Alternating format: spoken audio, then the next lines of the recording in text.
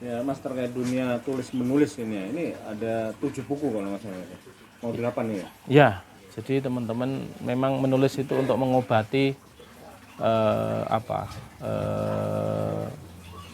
kegalauan dan sekaligus mengekspresikan kecintaan kita kepada dunia literasi. Ya, menjaga kewarasan kita lah kalau nulis itu bahasa saya.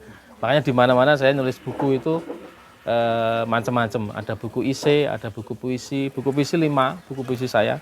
Ini salah satunya yang terbaru. Nah, ini produksi yang pertama ini. Aku Mencari Tuhan. Nah, ini puisi-puisi religi yang saya tulis pada waktu saya haji dan umroh. Seperti itu, Mas. Yang kedua, tentu ngajari untuk masyarakat kita itu biar bisa meningkatkan minat bacanya, ya, apalagi minat nulisnya. Kita masih kalah jauh dengan negara-negara di luar seperti itu. Itu kalau terkait buku yang mungkin paling berkesan dari 8 yang mau ini apa ini Mas? Buku apa?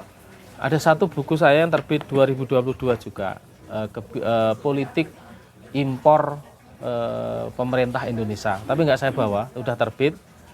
Yang itu adalah akumulasi pergulatan saya tentang ide gagasan saya tentang mengelola pangan di Indonesia.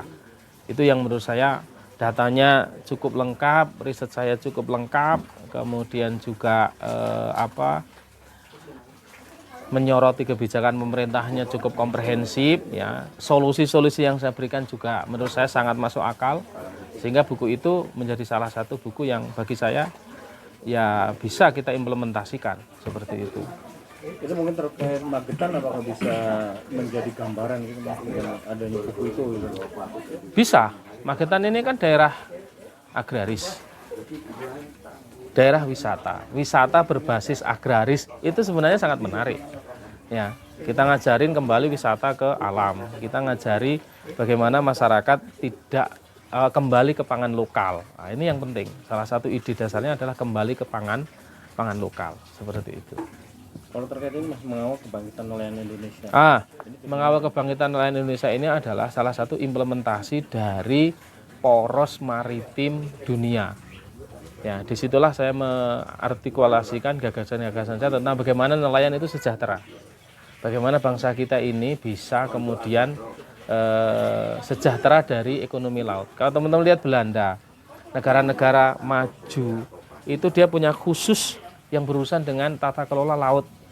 Itu ada sendiri. Dan kita ini kan tata kelola lautnya masih urusannya lintas sektor ya. Ya ini yang membuat kemudian potensi kelautan kita itu masih sangat minim tereksplorasi seperti itu. Artinya permasalahan manajemen ya untuk pengelolaan. Salah satunya adalah keberpihakan negara terhadap laut. Bahasa kerennya kan negara ini sudah lama memunggungi laut. Kita ingin berhadapan-hadapan bersatu bersama dengan laut. Mas, artinya setelah buku ini kan sempat ini ada eranya Menteri Susi kemarin juga ya? Ada kebijakan-kebijakan di era Susi, ada misalkan Ocean Plan. Ocean Plan itu kan kebijakan nasional tentang pengelolaan laut. Kita kalah sama Afrika, kita kalah sama Filipina, kita kalah sama Thailand. Padahal kita ini paling kaya untuk potensi kelautannya. Kalau dilihat saat ini Mas, pengelolaan dari negara terhadap potensi kelautan itu? Potensi kelautan kita saat ini masih cenderung untuk kemudian bicara tentang perikanan tangkapnya. Padahal perikanan budidayanya itu potensinya luar biasa. Ya, kalau perikanan tangkap itu ibaratnya orang yang penting mau melaut dapat. Tapi kalau perikanan budidaya, karena saya pelaku juga perikanan budidaya. Bagaimana dia kemudian mengembangkan inovasi, mengembangkan teknologi, menyelamatkan lingkungan, luar biasa di situ. Sejak kapan Mas menulis itu? Berarti sejak kuliah saya, sejak tahun 2000-an saya. Nah, tapi intens mungkin 5 tahun terakhir saya menulis. Alumni mana tuh? Saya alumni SMA Lembusuro. Kuliahnya di Universitas Diponegoro, ilmu kelautan, S1, S2 saya.